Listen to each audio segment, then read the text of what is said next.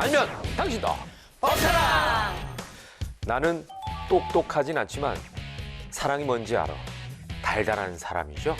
무엇보다 법을 사랑하는 남자 법사랑 MC 김은웅입니다. 반갑습니다. 유진이 가슴이 뛰어요. 법 앞에서는 언제나 가슴이 뛰는 변호사 신유진입니다. 하나는 나쁘고 둘은 좋아.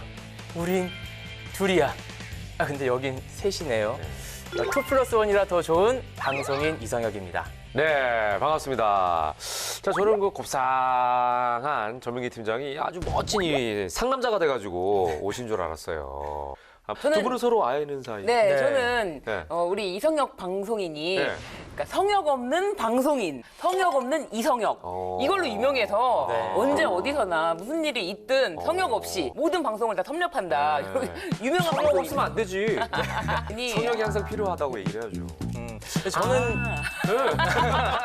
뭐 때와 장소, 뭐 예. 주제, 대상 예. 부르시는 분들이 계신다면 예. 어디든 달려가기 때문에 예. 저는 올라운드 플레이어, 네. 또 성역이 없는 방송인 이성혁입니다. 아, 그렇구나. 그렇기 때문에 네. 빅데이터도 저리 가라. 네. 변호사가 저리 가라. 네. 그러니까 전 팀장은 원래 또 아세요? 전 팀장님하고는 좀 친하고요. 오. 네, 제가 아버지로 좀 모시고 있습니다. 그렇구나. 네, 방송의 아버지. 예. 요거 코로나 특수예요, 사실은. 네. 맞아. 특수라는 표현을 쓰면 안 되겠지만 맞아요. 방송하는 분들이 요즘 하도 이제 요즘에 너도 나도 막 어찌 보면은 사람 만나다 보니까. 네. 근데 저도 그래서 이성혁 씨처럼 똑같이 이렇게 왕성 다른 분들 활동하시는데도. 대타를 여러 번 한 적이 있어요. 엄청 바쁘셨죠? 저도 예. 네. 걸리신 분들이 꽤 많더라고. 네, 저는 이제 전 네. 팀장님에게 누를 끼치지 않는 정도로만 네. 네, 최선을 다하도록 아, 하겠습니다. 겸손하시네. 저 팀장하고 다른 매력이 있는데. 좀 욕심을 좀 내볼까요? 욕심을 내주세요. 달려주세요. 예. 자, 이런 밝은 분위기로 오늘도 문을 열어보겠습니다. 더불어서 전 팀장의 건강도 제가 한번 빌어보도록 하겠습니다. 자, 오늘은 또 어떤 얘기를 해볼까 이런 생각을 해보는데 저희가 첫 문을 연 게요. 아마 눈치가 좀 빠르신 분들은 왜 이런 대사를 했을까 이해하신 분들도 계실 것 같아요. 예, 저희가 이 대사들이 다 영화의 대사죠. 영화에 네. 나오는 대사들입니다. 네. 예. 장애인 관련 영화죠. 그렇죠. 네. 예. 자, 보니까 4월 20일이 장애인의 날이기도 해서 저희가 관련 영화의 명대사로 문을 열어봤습니다. 최근 관심사는 이제 장애인 탈시설, 자립관리 이 등등이잖아요, 그죠? 네, 그렇습니다. 지난번에 장혜원 의원님을 비롯해서 여러 의원님들이 나오셔서 이제 법안 관련 이야기를 해주셨는데요. 네네. 탈시설과 자립생활 권리 그리고 차별받지 않고 학교 다닐 권리에 대해서 시민단체나 장애인단체의 요구가 계속되고 있고 네. 그와 함께 논란도 좀 되고 있는 편입니다. 네, 근데 이게 우리들만의 일은 아니더라고요. 네, 네, 네, 네. 예, 특히 이제 장애인 참정권이 문제인데요. 2021년 유럽연합 EU 내 장애인은 네. 약 8,700만 명이라고 합니다.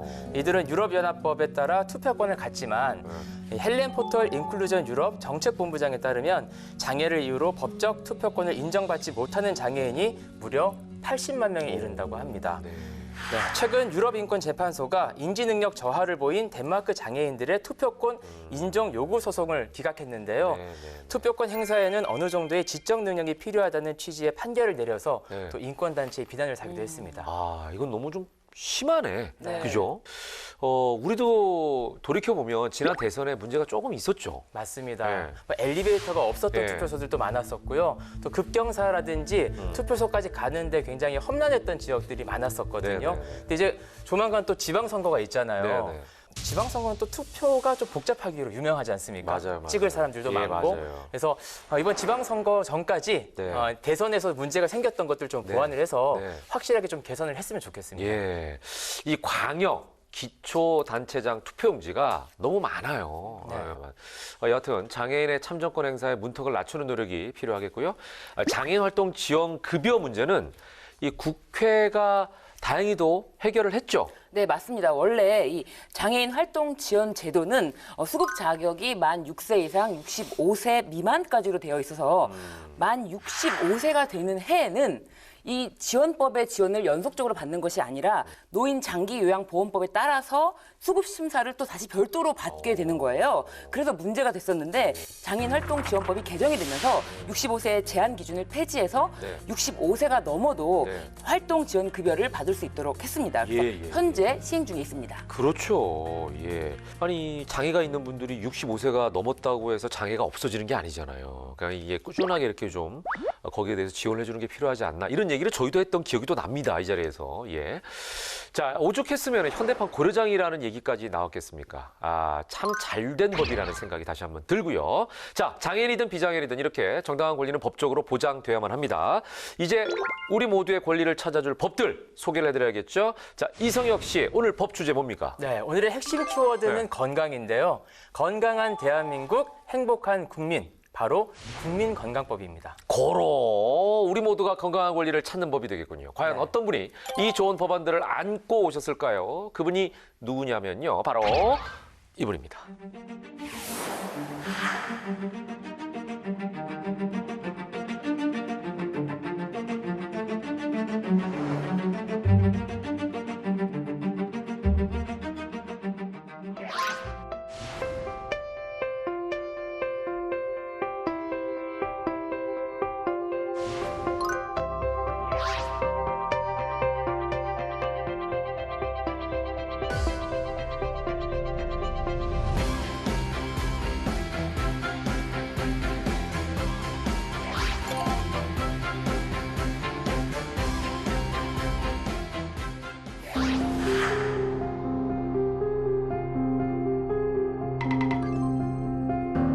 낙태죄 처벌 조항이 헌법에 맞지 않는다고 처벌 규정이 결론 생긴 지 내렸습니다. 66년 만에 낙태죄는 사라지게 됐습니다.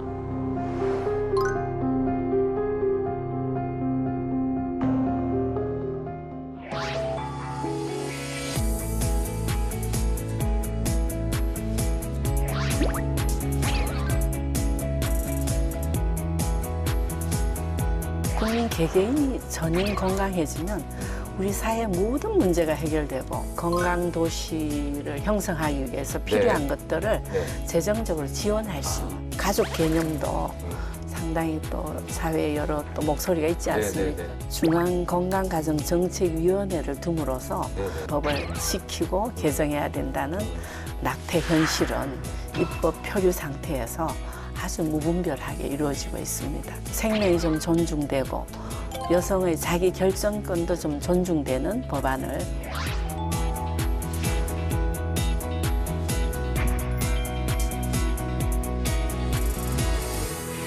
건강봉사, 건강소통, 건강나눔. 그저 대한민국을 건강하게 만들겠다는 일념 하나로 국회에 입성하셨습니다. 국민의힘 서정숙 의원께서 함께하셨습니다. 어서 오십시오. 안녕하세요. 네, 반갑습니다. 반갑습니다. 네.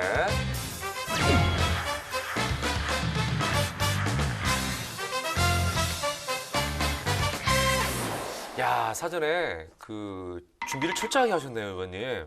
저희 세트 색깔과 똑같이 화사한 색깔로 너무 예쁘게 텔레파시가 통한 것 같습니다. 그러니까요. 예, 너무 화사하게 예, 봄 색깔로 입고 오셨습니다. 예.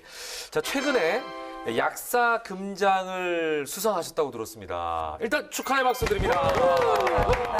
네. 이게 이제 약계에서는 최고 권위의 상이라고 들었는데 좀 설명 좀 부탁드릴게요. 약사 금장 어떤 의미의 상인가요? 약사 금장은요. 네네. 국민 건강 증진과 네. 약사 권익 향상에 기여한 네. 약사에게 주는 가장 큰 상입니다. 네, 감사하게도 네네네. 제가 이번에 그걸 수상하게 됐습니다. 오, 네, 네, 네. 최고 권위의 상이네요, 말 그대로. 예. 네, 의원님은 이제 서울시의회 의원도 하셨고 네. 또 건강보험심사평가원에서 상임감사 활동도 하셨잖아요. 네. 또 그 전에는 오랫동안 약국을 또 운영하셨는데 네. 약국을 운영하는 게 굉장히 남달랐대요. 예. 예, 소위 예. 주민소통 약국으로 또 소문이 났다는데 혹시 사랑방? 네, 네, 네, 그랬었습니다. 어떻게 소통하셨던 건가요? 네, 네. 약국을 제가 이제 동작구에서도 네. 해보고 강남구에서 오랫동안 했는데요. 네. 저희 약국의 문턱을 드나드는 환자 한 분 한 분, 또 주민 한 분 한 분에게 나름대로 진정성을 갖고 정성을 들여서 또 상담도 하고 투약하고 그런 과정에 다 소통하시는구나. 또 두통이 있다, 복통이 있다 네, 하면 네. 그 증세에 해당되는 약도 줬지만 예, 예. 왜 두통이 생겼을까? 왜 복통을 할까? 아, 이거를 그럼 꼭 혹시 물어봤습니다. 예, 이게 꼬리를 물고 혹시 좋습니다. 배가 아픈데 네, 제 네. 남편이랑 싸워가지고 갑자기 뭐 아프고 그거는 괜찮아. 그 정도 네. 살면 그런 거야. 뭐 이렇게 얘기하시고.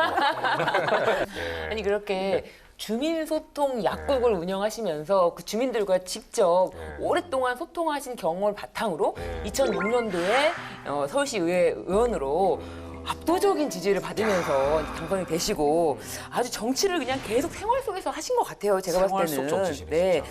근데 또 듣자 하니까 네. 어머니 회장 출신이라고 하는데 아마도 전문직 약사로서는 특이한 경력일 겁니다. 그러니까요. 어머니 회장 이거 되게 바쁜 일인데. 네, 약국을 좀 쉬는 기간에 저희 아이들 자녀 교육 때문에 쉬는 기간에 제가 살고 있던 단지 아파트 어머니 회장을 맡아서 한 2년 봉사하면서 그때 어쩌면 제가 진정한 정말 우리 사회에 녹아 있는 여러 가지 네. 관계성이나 문제점을 발견할 수 있었습니다. 오. 아파트 단지 어머니 회장으로서 어떻게 우리 단지를 네. 쾌적하게 네. 만들어 볼까 하면서 뭐 네. 우리나라 최초의 쓰레기 분리수거 아파트로 환경운동도 했고 네. 또 동네에 있는 또 은행에 갔더니 은행에 그 기다리는 좌석 옆에 그 당시에 썬데이 서울 이런 게 네. 널브러져 있는데 아이들이 야, 썬데이 서울. 네, 기억나시죠? 그러니까 그걸 보면 못 참으시는구나. 제가 또 은행 그러니까 지점장. 동네에 뭐가 생기면 불이가 네. 생기면 홍반장이셨네. 홍반장. 네, 네. 홍반장이셨고 네. 그 동네에서 어찌 보면 작은 정치를 하신 거예요. 그렇습니다. 그죠? 네. 그래서 은행 지점장 찾아가서 또 네. 임원들하고 그걸 얘기했더니 다 해결하고. 해결이 되더라고요. 그래서 제가 느낀 거는 우리 사회가 의외로 미리 포기하는 경우가 많아요. 문을 두드리면 네. 해결되는 것도 많은데 네, 네, 미리 네. 포기하고 오히려 그냥 뒤에서 비난만 하고 이런 것들을 네. 좀 느끼고 하면 된다. 예, 저희가 이제 보통 이렇게 의원님들이 나오시면요. 어떻게 해서 정치인이 되셨습니까? 그 계기가 뭐세요? 언제 결심하셨어요? 이런 질문을 드리거든요. 네. 그 질문은 스킵 하겠습니다. 맞아요. 저희가 들어보니까 예, 딱 들어봐도 그냥 입으로 너무나, 자연스럽게 예. 이쪽으로 연결이 되는 맞아요, 분이에요. 맞아요. 자, 보니까 지금 역시 보건의료인이시기 때문에 보건복지위에서 이제 활동하고 계십니다. 지금까지는 어떠세요? 소회한 말씀을 이제 간단하게 좀 듣고 제가 본격적인 얘기로 좀 넘어가 보도록 하겠습니다. 예. 그거 너무 궁금해요. 동네에서의 분위기하고 네, 네. 국회 딱 들어와서는 어때요? 오히려 어떤 큰 바운더리의 일은 하지만 네. 되는 일보다 안 되는 일이 훨씬 많더라고요. 그러면 의원님께서 지금까지 이제 입법 활동하시면서 네, 네. 가장 보람에 남는 네. 입법 활동에 대해서 말씀해 주시면 어떤 것이 있을까요? 네, 뭐 제가 또 약사 출신의 보건의료인으로서 네. 불법의약품이 유통이 난무해서 네. 그게 결국은 국민의 건강을 해치고 법치가 무너지는 사회가 되고 있지 않습니까? 네, 그래서 그 스테로이드 제제 불법 사용에 대해서는 네, 네. 판매자만 처벌하는 것이 아니라 구매자까지 처벌하는 예, 쌍방의 잘못을 다 묻는 그런 법을 만들어서 쌍벌제를 네네 하셨구나, 통과가 쌍벌제. 됐고요. 또 하나는 뭐 또 어린이집 여러분 기억하시죠? 네, 네. 정인이 정인이 사건. 네, 네네네. 정인이 사건 때 정말 저도 많은 눈물을 흘렸습니다. 그 실상을 알아보니까 어린이집 안에 CCTV가 그 부모들이 좀 아이의 호소가 좀 의심이 가서 보려고 해도 보고자 하는 학부형이 막대한 돈을 줘야 열람할 수 있도록 CCTV 해주는 열람할 거죠. 수 네, 돼서 거의 포기하게끔 네. 하는 그런 문제가 있어서 아. 그런 어린이집 내 CCTV 영상 원본을 네. 부모들이 원하면. 부담 없이 볼 수 있도록 이걸 이제 법으로 통과시켰습니다. 예. 와. 네. 저도 아들, 딸 쌍둥이가 6살이거든요. 네. 그래서 이제 그런 법안들은 저희가 너무 이렇게 와닿아요. 아이를 두고 있는 부모들의 그 마음, 네. 이걸 이제 헤아리신 법안이 아닌가 이런 면에서 굉장히 저도 거기에 동의를 합니다.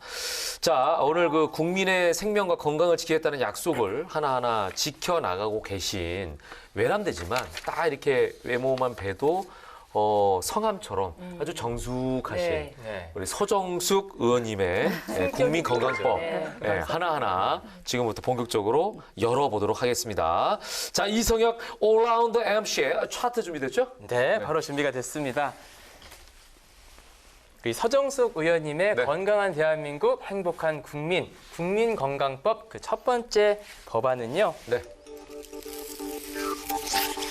전인건강 대한민국을 위해 건강도시법입니다. 국민건강증진법 개정안인데요. 이 통과 법안입니다. 그러니까요. 예. 그냥 건강 대한민국이 아니라 전인 건강. 그러니까 이게 뜻이 모든 대한민국 국민을 건강하게 한다는 뜻인가요? 이게 정확하게 어떤 의미예요? 아니요, 그 뜻이 아니고 네. 물론 이제 최종 목표는 네. 그거지만 전인 건강의 뜻은 WHO 세계보건기구가 선언한 사람이 건강하다는 것은 질병이 없다는 것만이 아니라 네네. 신체적, 정신적, 사회적으로 건강한 것이다라는 네. 국제 정의가 있습니다.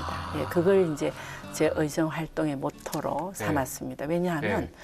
국민 개개인이 전인 건강해지면 우리 사회의 모든 문제가 해결되고 우리가 내는 건강보험료도 훨씬 또 절약이 되고 그 절약된 건강보험료는 또 다른데 잘 쓰여질 수 있고 또 건강한 개개인은 사회 여러 가지 사건 사고를 줄일 수 있습니다. 그래서 그런 면으로 열심히 그런 주제들을 찾아서 발의도 하고 네네네. 그러고 있습니다. 그러니까요. 네. 그러니까 전인 건강이라는 게 그러니까 신체적인 건강만이 아니라 신체, 정신, 사회적으로 건강한 사람 이게 이제 전인이라는 뜻인가 봐요. 그죠? 맞습니다. 그러다 보니까 이제 네네. 그런 사람을 만드는 대한민국을 위해서 이 법을 발의했다. 네. 이런 의미. 네. 그렇죠. 네. 건강한 도시를 네, 만들고 그렇죠, 그렇죠. 건강한 사회를 만들겠다는 그렇죠. 얘기신 네, 것 같은데요. 맞습니다. 지금 의원님 말씀하신 이제 건강한 도시라는 게 결국은 이제 국민이 행복한 도시를 말하는 건데요. 이런 WHO 기조에 발맞춘 유럽의 경우에 6단계 사업이 있습니다.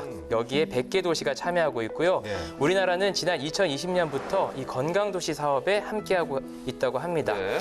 야, 그런데 그럼에도 이 국민건강증진법 개정안을 내신 특별한 이유가 있을까요?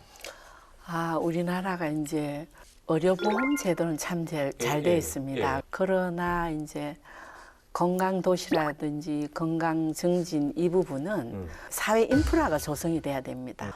또 행정부처 간에 소통도 되고 해야 국민들이 그런 제도의 어떤 혜택도 받고 건강한 그 커뮤니티를 형성할 수 있거든요. 그런 의미로 제가 국민건강증진법을 만들었습니다. 네.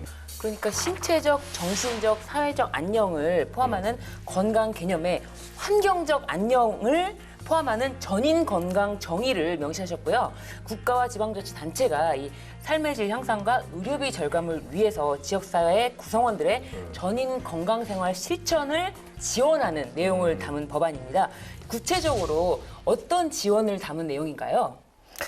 지방자치단체가 건강도시를 형성하기 위해서 필요한 것들을 네. 재정적으로 지원할 수 있는 아주 구체적인 법안을 지금 발의해서 통과시켰습니다. 예. 그래서 그것은 상당히 예. 저희 나라의 전인 건강 학회도 있고 네. 건강도시는 이미 이제 저희도 뭐 2003년부터 서울시에서 몇 군데 정해서 하고 있지만 네.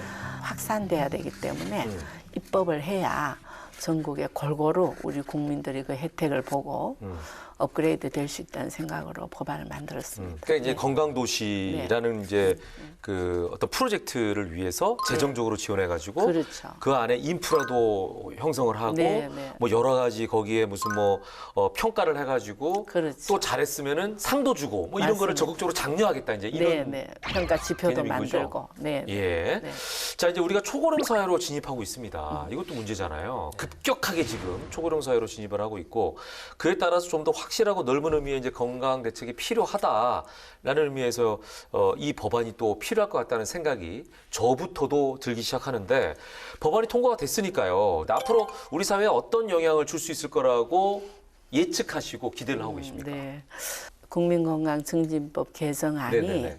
현장에서 여러 가지 또 시행령을 담아내야 되겠지만 네네. 후속 조치가 되고 지원이 잘 되면 저는 우리 사회가 치안 문제, 또 안전 불감증, 아동 학대, 뭐 데이트 폭력까지 이런 부분들이 국민 개개인이 어릴 때부터 건강한 조건에서 자라고 또 사회가 건강한 인프라를 구축해주고 이렇게 하면 그 부분이 많이 원인적으로 해소가 돼서 여러 가지 문제점을 해결하려고 드는 비용에 몇 분의 일 갖고도 훨씬 행복한 사회가 되면서 우리 대한민국이 건전해지라는 확신을 갖고 있습니다. 네네. 지금 말씀을 들어보니까 이제 네. 건강의 개념을 좀 더 확대하신 것 같아요. 아니, 신체적으로만 건강하면 뭐합니까? 정신적으로 건강해야지 우리나라의 자살률도 떨어지고 그럴 거 아닙니까, 그죠? 네, 그러니까 그런 맞습니다. 부분. 네. 그다음에 이제 사회적인 건강,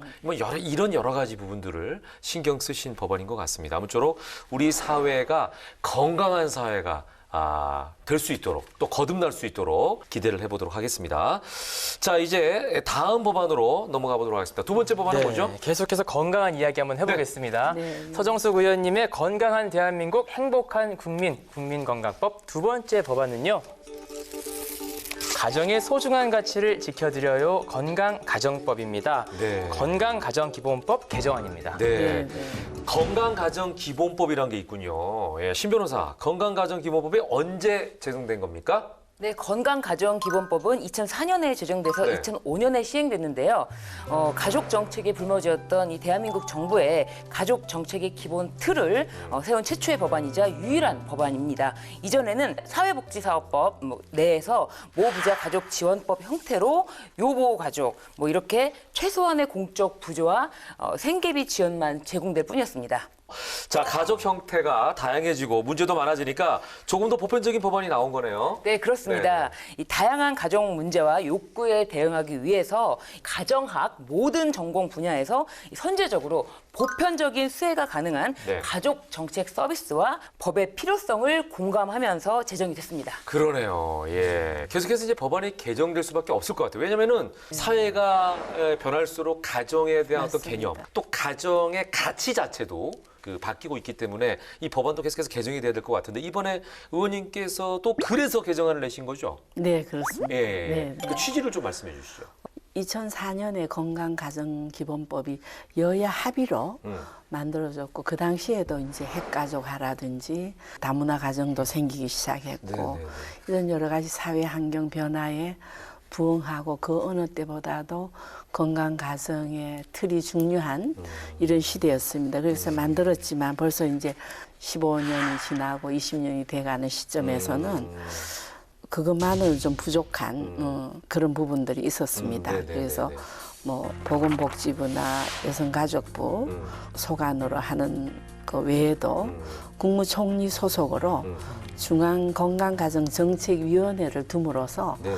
이런 부분을 해야 되겠고 요즘은 또 그 가족 개념도 상당히 또 사회에 여러 또 목소리가 있지 않습니까? 네네네네. 그래서 개정해야 된다는 그런 신념으로 만들었습니다. 그렇죠. 지금 말씀을 듣고 보니까 예전에는 신병 기억납니까? 우리 어릴 때는 한민족이라는 얘기를 되게 많이 썼거든요. 맞아요. 네. 근데 그 말이 어느 순간 사라졌어요. 왜냐면 네. 우리는 다문화 민족이 됐거든요, 이제. 네, 맞습니다. 예, 이제 가정의 형태가 많이 전통적인 가정의 개념에서 바뀌었기 때문에 거기에 따라서 법도 진화해야 된다. 이제 네. 이런 개념으로 좀 이해하면 좋을 것 같습니다. 네. 자, 더불어서 이제 교육적인 면도 좀 고민을 해야 될 것 같은데 이 안에 교육적인 부분도 좀 촘촘하게 담겨 있나요, 의원님? 네, 있습니다. 네, 네.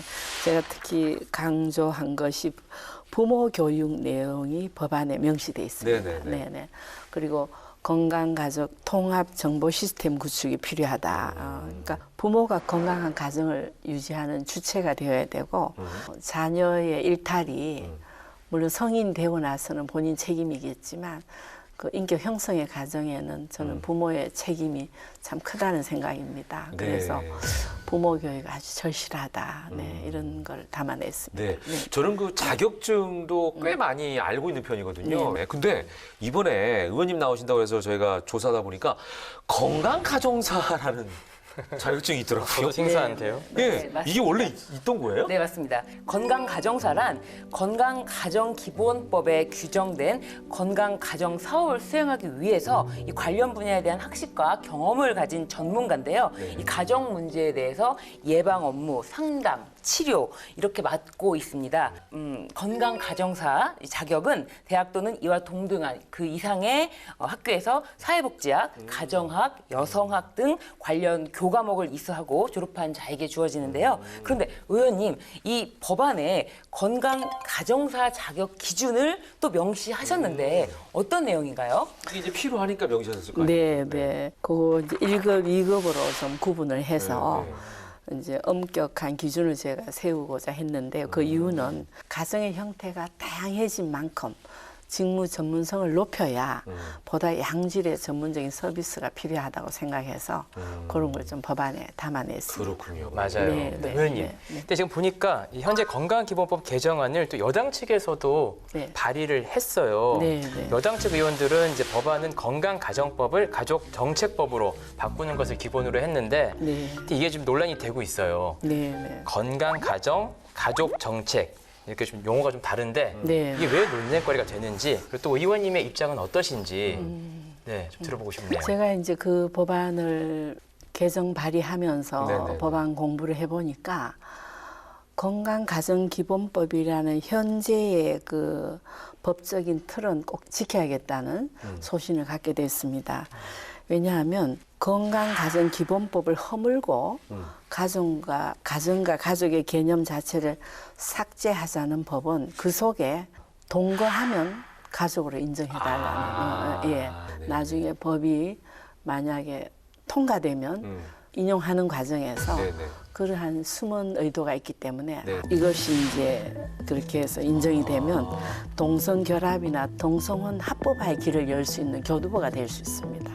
포괄적 차별금지법하고도 연계가 됩니다. 네네. 네. 저희는 그냥 언뜻 봐서는 용어가 비슷해서 네. 건강가정이나 가족정책이나 비슷하다고 생각했는데 이제 설명을 듣고 보니까 가정에 대한 어떤 그 정의 이런 부분에 있어서 조금 미묘하게 서로가 이제 네. 주장하는 것들이 논란이 될 그렇습니다. 만한 부분들이 있네요, 꽤. 네, 네, 예, 그렇습니다. 그래서 요거는 나중에 논의가 충분히 더 필요하고 또 네. 사회적인 합의가 어떻게 가는지, 그러니까 대다수가 어떤 생각을 하고 있는지를 담아내는 게 법안이니까 맞습니다. 네. 그런 부분이 좀 필요하지 않나라는 네, 네. 생각을 의원님 말씀을 듣고 보니까 하게 됩니다. 그러니까 법이라는 게 네. 그 공동체의 공동 이익을 추구해야 되기 때문에. 네. 예, 알겠습니다. 예. 자, 이렇게 저희가 이제 두 번째 법안까지 들어봤습니다. 소중한 가정의 가치 얘기까지 좀 해봤고요. 네. 자, 이번에는 세 번째 법안으로 넘어가 보도록 하겠습니다. 네, 우리 서정숙 의원님의 세 번째 법안은요. 한 명의 태아라도 더 살린다. 생명존중법, 모자보건법과 형법 개정안입니다. 네, 생명존중법. 네. 이게 이제 기사에 자주 뜨는 그 낙태법을 말씀하시는 게 네, 아닌가. 맞습니다. 그죠? 이것이 또 굉장히 어려운 난제고 또 논란의 중심에 서 있는 그런 법안입니다. 보니까 의원님께서는 작년 1월에 낙태법 입법 공백을 최소화해야 한다며 성명을 내셨어요. 아, 낙태법이 2019년 네네. 4월에 헌재에 의해서 그 헌법 불합치 결정이 내려졌습니다. 네네네. 그래서 그것이 도로 이제 저희 국회로 보내져서 2020년 12월 말까지 현실에 맞는 낙태법을 입법하라는 그런 주문이 있었는데 국회가 이제 어떻게 보면 직무유기를 한 거죠. 그러다 보니까 지금 현재 낙태 현실은 입법 표류 상태에서 아주 무분별하게 이루어지고 있습니다. 네, 그리고 그런 과정에 이제 저도 이렇게 이제 낙태법을 만들어서 가장 현실을 담아내면서 그러면서도 생명이 좀 존중되고 여성의 자기 결정권도 좀 존중되는 법안을 저 나름대로 발의를 해놓은 상태인데 아직 이건 저희가 법안 심사도 제대로 못했고, 네네 공청회만 법사에서 한번 열은 상태인데, 네네네. 네. 그 저는 이제 너무 궁금한 게 저도 사실은 이 법안, 이 낙태법 얘기를 했을 때 이게 참 경우가 너무 많아가지고, 네, 그죠? 맞습니다. 원치 않는 임신이라든지 네. 외부에서의 위협에 의해서 자기의 의사와는 상관없이 임신한 경우에는 사실은 낙태라는 게 또 필요한 경우가 그렇죠. 있잖아요, 네, 그죠? 네, 맞습니다. 그럼에도 불구하고 네. 이제 오늘 세 번째 법안은 생명 존중법이라고 돼 있어서 네, 네, 그거보다는 좀 무게 중심이 네, 네. 낙태보다는 한 아이라도 살리자라는 쪽으로 지금 저기 설명돼 있는 거 좀 가 있는 게 아닌가 싶거든요. 말씀하시는 그러한 부득이한 네네네. 케이스에 예, 예. 그런 경우는 임신 10주 이내는 인정을 해주고 네. 사회적 경제적인 이유가 있을 때 그건 인정해주고 왜 10주라는 가이드라인을 잡았느냐 하면 10주는 생리학적으로 태아가 산모의 배 속에서 이제 뼈와 기관이 형성이 돼서 10주 이후가 되면 만약 낙태를 하더라도 낙태 기구가 그 여성의 자궁 속에서 뼈를 다 잘라서 그 아이를 석션해서 꺼내야 됩니다. 그건 정말 좀 구체적인 살인 행위죠. 그래서 최소한 그 전에 해야 된다는 거 하고 또 하나는 생리적으로 저도 여성이지만 10주가 되면 충분히 이 아이를 낳을 것인가. 이런 이유로 도저히 낙태를 하는 게 이 아이도 행복하고 나도 행복하겠다는 판단을 할 수 있는 시기입니다. 그래서 10주라는 가이드라인을 제가 뒀고요. 네. 준비되지 않은 임신의 경우에 여성의 자기결정권을 보호하는 측면에서 낙태를 허용하자. 그런데 다만 그 주수가 네. 의원님께서는 생명을 존중하자는 취지로 10주. 근데 최근 미국에서는 법안을 보니까 15주 정도로도 허용하자라고 하고 있는데 네. 그 말씀하신 것처럼 아무래도 그 한 명의 생명을 더 살리기 위해서는 10주가 더 적당하다고 보시는 거죠. 네, 제가 주수에 대해서 잠깐 부연 설명드릴게요. 태아가 산모의 뱃속에서 15주가 되면요. 미국에서 인정한 15주가 되면 엄마의 음성과 심장 박동 소리를 들을 수 있어요. 그리고 외부 자극에 대해서도 반응을 합니다. 예, 그래서 정말 그거는 진짜 엄연히 살아있는 생명체를 죽이는 거기 때문에 10주가 가장 리즈너블한 산부인과 전문의 사이에서도 할 수밖에 없을 때, 네, 수렴을 해서, 예. 왜냐하면 헌재에서 돌려보낸 이유도 현실을 조금은 반영하라는 취지였거든요. 그 보니까 산부인과 쪽의 용어로는 배아하고 태아 개념이 있더라고요. 그죠? 네. 배아에서 태아로 거듭난 시기니까 네. 그게 이제 10주 기준이다. 그렇죠. 그래서 이제 그 기준을 두신 게 아닌가 싶어요. 네. 그리고 또 하나 이제 눈에 띄는 부분이 만 18세 미만의 경우에도 부득이한 경우에는 낙태 시술을 가능하게 한 부분이 있는데요. 그냥 18세가 아닌 부득이한 경우 이 부분이 중요한 내용으로 좀 보이는데 어떤가요? 만 18세 이하도 우리가 이제 가끔 뉴스를 통해서 사건 사고를 접하지 않습니까? 그런 부득이한 경우가 있을 수 있죠. 그리고 또 청소년이 또 아무 책임감 못 느끼고 그런 실수를 할 수도 있고 해서 그 부분도 이제 아동보호 전문기관의 장의 동의를 받고 상담을 거쳐서 할 수 있도록 그렇게 했습니다. 그런데 이것이 또 연령이 너무 내려가면 원래 취지와 다르게 남용될 수 있기 때문에 그렇게 했습니다. 예. 자, 이렇게 되면 이제 일단 아무 의료기관에서나 낙태를 허용하면 안 될 것 같다는 생각도 들거든요. 그죠? 의료기관이 워낙 우리나라에 다양하고 많기 때문에 의료기관에 대한 규정도 정해 놓으셨나요? 네, 의료기관도 왜냐하면 의사 선생님들도 개인의 어떤 가치관이나 신앙적인 소신으로 낙태 시술 나는 전혀 하지 않겠다는 분이 있을 수 있기 때문에 제 법안에는 의료기관을 사전 지정을 하는데 의사의 거부권을 인정해 주라는 겁니다. 예. 또 난 윤리적으로 나는 그거 나는 싫다. 그건 도저히 내가 의사로서 그건 못 한다는 걸 그걸 인정해 주라는 거죠. 그렇게 했었습니다. 이 생명존중법, 이 낙태법 관련해서 또 의원님이 또 하나의 법안을 발의를 하셨어요. 이 형법 개정안인데요. 낙태 합법화에 따른 문제 해결 방안인 것으로 보입니다. 구체적인 내용을 좀 소개해 주실까요?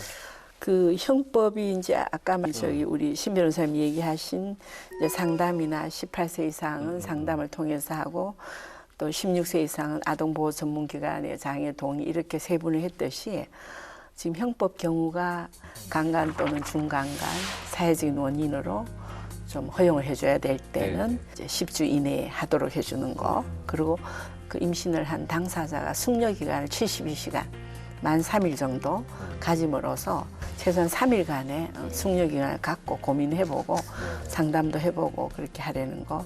그리고 가담자 처벌 형법은 그 의사를 포함해서 누구든지 이러한 규정을 어기고 낙태를 해줬을 때는 2년 이하의 징역이나 500만 원 이하의 벌금을 받도록 그렇게 법안을 담았습니다. 이 낙태법 제정에 있어서 입법 공백이 좀 큰 상황인데요.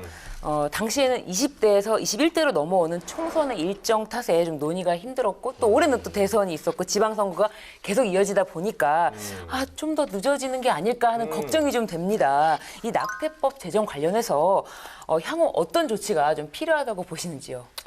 지금 제가 알기로는 낙태가 횡행하고 있는 걸로 알고 인터넷 들어가 보면 뭐 공공연히 광고까지 나와 있고 그렇습니다. 그래서 의료기관이든 낙태를 행하는 여성이든 이렇게 표류 상태로 두는 것은 우리 사회가 생명을 존중하지 않는 사회가 되는 거고 법치가 이루어지지 않는 사회가 되기 때문에 네네.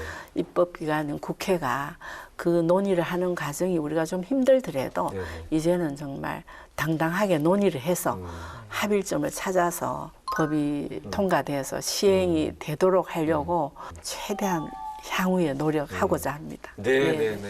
자, 이렇게 해서 건강한 대한민국 행복한 국민, 국민건강법, 우리 저 서정숙 의원님의 법안 세 가지에 대해서 제가 아주 자세하게 살펴봤습니다. 정말 조근조근.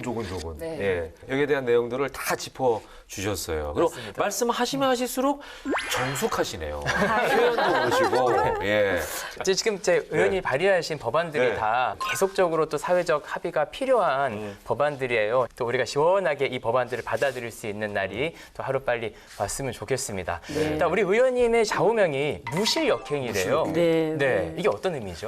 고등학교 때는 이제 흥사단 네. 아, 흥사단이요? 예, 역할을 조금 도산 안창호 선생님을 야, 제가 진짜 다양한 걸 하셨네요. 존경합니다. 우리나라 애국자고 선학자 예. 시절에. 근데 그분의 가장 중요하게 생각하는 표현이 이게 무슨 우리 뜻이었어요? 무실역행입니다. 아니, 무슨 뜻이에요? 네. 자기가 하는 일을 참되고 예. 실속이 있도록 힘써 행하라는 뜻입니다. 근데 이 실속이란 표현이 네. 내 이속을 차리라는 게 아니라 예. 네. 뭔가 좀 다수에게 좋은 결과가 있도록 하라고 최선을 다하라는 그런 말씀이죠. 그러니까 공공에게 실속이 있도록. 그렇죠. 그런 뜻이군요. 네. 저희 친정어머니가 이 단어를 쓰시진 않으셨지만 네네. 그 당시에 어머니의 표현으로 이제 매사에 최선을 다해라. 네. 또 남이 그렇게 하지 않는다고 불평하지 말고 너부터 해라. 네, 이런 거 그러네, 그 뜻이 말씀하셨고 이거네. 저희 어머니가 예. 뭐 고학력의 그런 교육자는 아니셨지만 어머니의 산 교육이 저는 어느 교육보다도 정말 값지고 제 평생의 어떤 삶의 지표를 보여주시는 그런 가르침을 생각합니다. 네. 아, 오늘 좋은 네. 말씀까지 해주셨습니다. 네. 예. 자, 오늘 저게 함께 하셨는데 느낌은 어떠세요? 괜찮으셨어요? 네네. 좀 편안하셨- 너무 편하게 해주시고 네네. 이렇게 아니, 그냥 긴장도 좀 하고 이랬는데 예. 뭐 가능하면 제가 팩트를 얘기하고 또 저의 이 표현이 네네. 그래도 이 방송을 듣는 분들에게 약간이라도 네네. 또 도움이 되고 선한 자극이 됐으면 좋겠다 네. 이런 바람인데 네네. 너무 좋습니다. 네, 아유, 오늘 감사하고. 감사드리고 이제 마지막으로 네. 우리 서정숙 의원님의 향후 의정활동 목표, 네. 포부 네. 한 말씀 하시면서 마무리하시면 좋을 것 네, 같습니다. 저는 이제 우리 사회를 여기까지 살아오면서 저희 사회가 참 정직한 소통이 참 약해요. 그 소통의 대상이 누구든 지위의 고하를 막론하고 분야의 다름을 막론하고 소통과 공감이 필요하고 공정과 상식이 물 흐르듯 흘러서 법치주의가 좀 바로 서서 원칙이 서는 신뢰 사회가 됐으면 좋겠다. 그 일에 부족하지만 네. 저도 최선을 다해서 본을 보여서 좀 역할을 해보자 이런 생각을 하고 다짐을 하고 있습니다. 네, 아유, 감사합니다. 예, 두 분 다 말씀 해주시죠. 네, 아유 의원님께 건강한 대한민국, 행복한 국민들의 일에 힘껏 힘쓰시기, 무실역행 하시기를 응원하겠습니다. 감사합니다. 네. 저는 오늘 의원님의 이야기를 쭉 들었는데 강하게 얘기하는 게 아니라 조금 말씀하시는데도 제가 스물스물 빠져들어갔거든요. 이게 진짜 소통과 공감의 능력 아닌가 싶은데 앞으로도 이 소통과 공감의 아이콘이 돼주시길 간절히 바라겠습니다. 감사합니다. 네. 갑자기 제가 지금 약간 헷갈리는데 이런 그 한자 문장이 있었던 게 기억이 나는데 동가주 서가숙인가요? 네, 네. 오늘부터 바꾸겠습니다. 동가주 서정숙으로.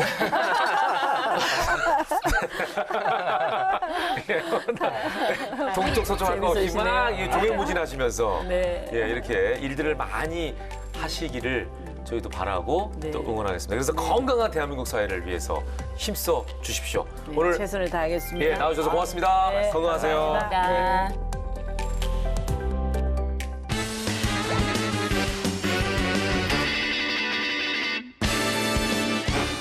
알다가도 모르겠고 모르다도 할 것 같은 법대 어려운 여러분들의 속을 시원하게 해드리는 시간. 궁금할 법 하지. 네, 아유, 우리 뭐 호흡이 척척 맞으. 저 팀장이 속상해하겠어요. 아, 욕심 좀 내도 되겠는데요. 네. 예. 욕심을 내시면 됩니다. 이 사람이 달려주십시오. 더 잘 만든 것 같은 느낌. 네. 자, 세상을 살다 보면 누군가에게 이제 부탁 받을 때도 있고 부탁을 할 때도 있고 뭐 여러 경우가 있습니다. 그런데 부탁 중에서 제일 곤란한 부탁이 있어요. 누구나 다 공감하실 텐데 그게 바로 돈 빌려달라는 부탁. 네. 또는 보증서 달라는 부탁. 네. 요거는 진짜 하면 안 되는데 아우 왜냐면 돈 문제 때문에 사람 잃는 경우가 많거든요. 네, 그렇죠. 제가 변호사다 보니까 네. 저에게 항상 많은 분들이 질문을 해주시는데 그 질문이 네. 돈을 빌려줬다. 네. 어떻게 받냐. 네. 근데 괜히 가까운 사람이라서 차용증도 안 썼다. 뭐 이런 거 늘 비일비재합니다. 근데 가까우면 그게 애매해요. 네. 맞아요. 너무 매정하잖아. 네. 네. 괜히 이제 돈 빌려 달라고 했는데 부탁을 거절했다가 이 네. 관계가 멀어질까봐. 그러니까. 또 이게 좀 두렵고. 네. 빌려줄 때는 서서 빌려주는데 받을 때는 무릎 꿇고 받습니다. 맞아요. 그래서 저희 어머니는 항상 저희한테 얘기하세요. 가족들한테도 이거는 빌려주지 마라. 아우. 혹은 뭐 보증서 주지 마라. 현명하시네요. 네. 가족이 제일 어려워요, 사실. 돈 얘기하기가. 네. 그러네요. 근데 오늘 얘기는 네. 동생한테 말을 하더군요. 명의를 빌려달라는 그런 내용의 사연입니다. 아, 오늘 어떤 얘기인지 들어보시기 바랍니다. 출발! 쓰다. 내 인생처럼 저 사업은 1년 넘어가서 그냥 쫄까 망하고 동생아 나 이제 어떻게 살아야 되니? 진짜 아, 형. 아, 사업하다가 망하고 그럴 수도 있는 거지. 되도 안 되고 하는 게 사업이야. 형, 다시 일어설 수 있어. 내가 노래 한 곡 불러줄게. 뭐니? 끝내 이 길이라. 아, 이길 수 있어. 야 너 음치구나. 야 이거 회사 뛰쳐나와서 큰맘 먹고 내가 이제 시작한 사업인데 이거 1년도 안 돼서 이렇게 말아먹다니 야 세상이 말이야 내 맘 같지가 않더라고. 진짜 죽고 싶어 동생아. 지금 너 한강물 온도 좀 재봐. 따뜻하지? 아, 형 그런 말 하는 거 아니야. 엄마 들으면 얼마나 속상하겠어. 무슨 방법이 있지 않겠어? 자, 몇 년 전 회사를 그만두고 사업을 시작했지만 사업에 실패하고 실의에 빠진 태랑 씨의 형. 그리고 몇 달 후 형은 다시 태랑 씨에게 뜻밖의 부탁을 합니다. 형, 그동안 어떻게 지냈어? 엄마도 걱정 많아. 아, 형 그동안 쌓은 경력도 있고, 형 능력도 있고, 재주도 있고, 네. 좋아. 일자리 금방 찾을 수 있다니까. 야, 그때 그 노래 뭐였지? 끝내 이 길이라. 그래, 맞아. 야, 내가 네 그 노래 듣고 내가 힘 얻었잖아. 야, 남의 밑에서 일해서 언제 빚 갚고 언제 일어서니? 난 생각해보니까 역시 사업가 체질이더라고. 이번은 처음이니까 예행 연습했다 치고 내가 다시 일어서기로 했어. 네 노래 덕분이다. 사업을 다시 한다고? 아니 이제 지금 실용 불량자 돼가지고 사업은 지금 못 하는 거 아니야? 그래서 말인데 내가 일어서려면 너의 도움이 꼭 필요해. 정확히 말해서 너의 명의가 필요한 거지. 네 이름으로 사업자 내고 통상 개설해서 내가 제대로 한번 해볼게. 어? 내 명의로? 네. 근데 잘못 들은 거 아니지? 이번에 확실한 거 맞아? 그래. 진짜 잘할 수 있어? 그럼 이 형이 사투리 교육 앱을 개발했다는 거 아니냐. 나 서울 사람인데 사투리 배우려는 사람들이 허벌나게 많더라고. 영어 교육의 앱 시대는 끝나버렸어. 너 사투리 나처럼 할 수 있다. 이건 조정석이야. 결국 형은 태랑 씨의 명의를 빌려 새로운 사업을 시작하기로 했는데요. 몇 달 후에 아이고 덜컥 사건이 터지고 맙니다. 따라라라라라랑. 여보세요? 이게 뭐고 이 문디자석? 이 사투리에? 이? 그 쫄딱 망해놓고 내 돈 띠먹나? 내 너한테 소송 걸었어. 에? 지금 무슨 말씀하시는 거예요? 박태랑 씨 전화 아니에요. 내 투자금 홀랑 받아 묻고 사업은 망하고 빚쟁이들이 사무실까지 먼지 빡빡 긁어간 거 잘 안 닦고. 그래서 사실 제가 거기 사장은 아니고요. 잠시만요. 전화가 들어와서요. 여보세요? 투리투리 사투리앱 대표 박태랑 씨죠. 마포샘서입니다. 세금이 체납돼서 연락드렸거든요. 8개월 체납액 2,518원 언제까지 납부하실 수 있나요? 2천 얼마요?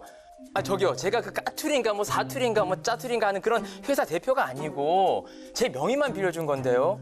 어쨌든 명의상 투리투리 사투리 대표시잖아요. 당장 납부 안 하시면 찾아갈 거예요.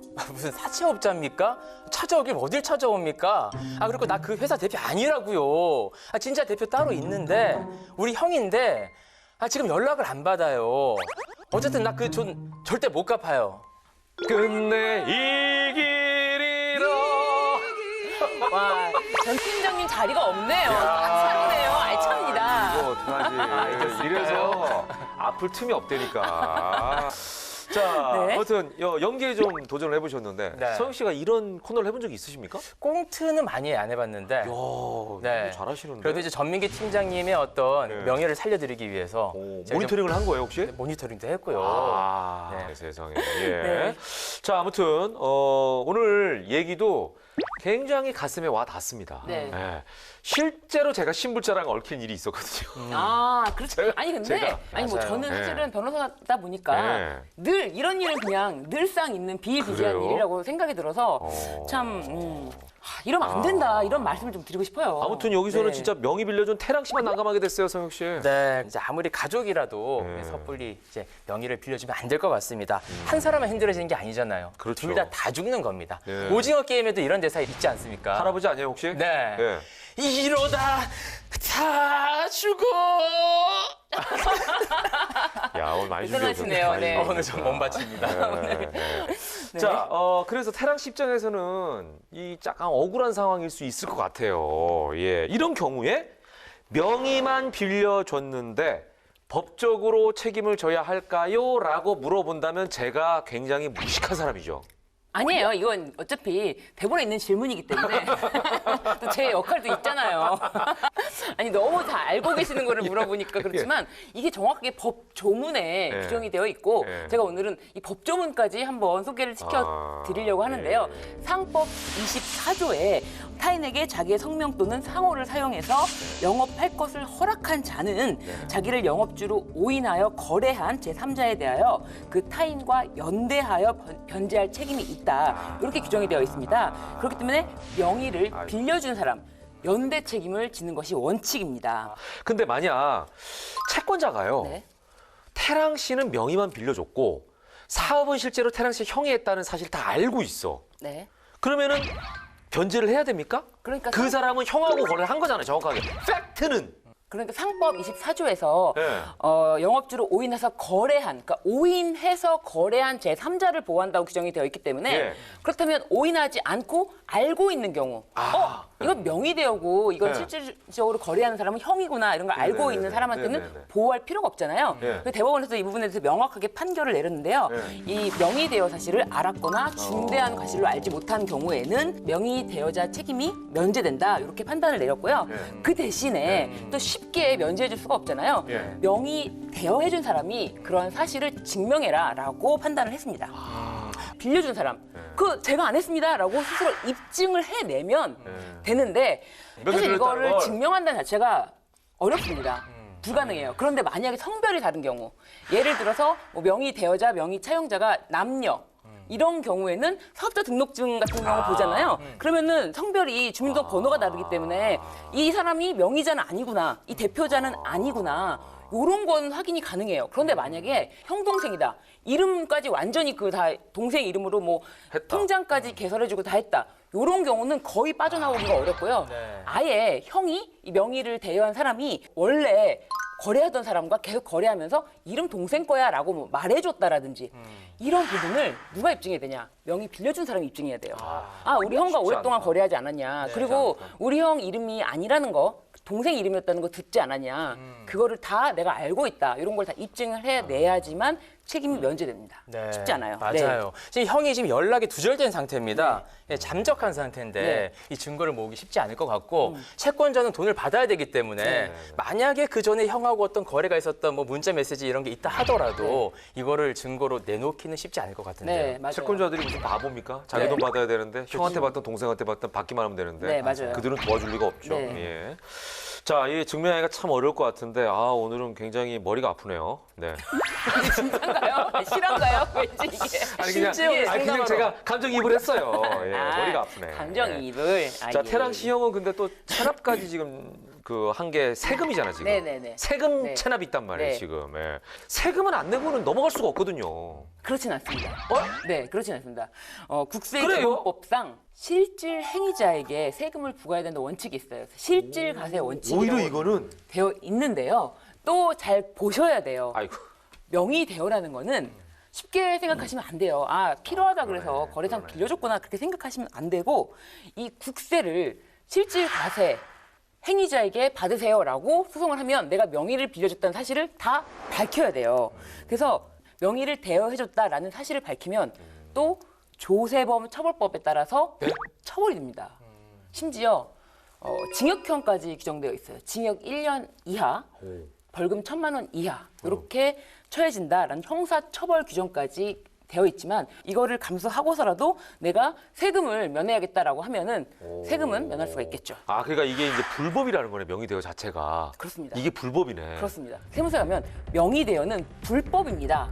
형사처벌 대상입니다. 라고 써 있어요? 굉장히 크게 써 있습니다. 네. 사실 세금 부분은 실질과세 원칙에 따라서 내가 실질적으로 운영하는 사람이 아니다라고 해서 조세 부과처분, 취소 심판, 취소 소송을 할 수가 있는데 또 취소 심판을 제기할 수 있는 기간이 있어요. 그래서 이게 무한정으로 할 수 있는 것도 아니기 때문에 그 기간까지도 유념을 하셔서 그 세금 자체를 취소할 수는 있다. 그렇지만 형사처벌은 피할 수가 없다. 형사처벌 피할 수가 없다. 네. 자, 오늘 많은 걸 알게 되셨죠? 일단은 명의대여는 아무리 친한 가족 간에도 불법이다. 라는 걸 기억하시면 좋을 것 같습니다. 네, 이렇게 해서 군군법까지 해결해봤고요. 아, 오늘 너무나 시간이 빨리 갔습니다. 오늘 법대랑 함께한 소감이 어떠세요? 네, 사실 제가 법을 잘 몰라서 네, 거의 네. 문외한이거든요. 네. 조금 이제 긴장도 하고 또 버벅거리지 않을까 걱정을 많이 했는데 또 연기도 하게 되고 또 우리 김현욱 아나운서께서 저희 긴장을 풀어주셔가지고 네. 너무 재미있게 함께했습니다. 아유, 진짜 성역 없는 법태랑은 우리가 상상이 안 되네. 놀리는 재미가 네. 있네. 전 팀장. 맞아요. 예. 아이고. 그러면 다음 주에도 한 번 더 나와주셔야 될 것 같은데. 아, 다음 주에도 나올 수 있습니까? 아, 다음 주에도 한 번 더 나와주시죠. 한 번 더 네. 시간 내겠습니다. 한번 더? 저 버선발로 뛰어옵니다. 아, 다음 시간에 버섯발인지 한번 확인해 네. 보겠습니다. 네. 자, 어쨌든 과연 이성혁 씨가 법대랑 실세가 될지 그냥 잠시 나는 새가 될지는 지켜보도록 하겠습니다. 저는 다음 시간에도 더욱 풍성한 법 이야기로 다시 찾아오겠습니다. 외치면서 마무리합니다. 알면 당신다. 법대랑!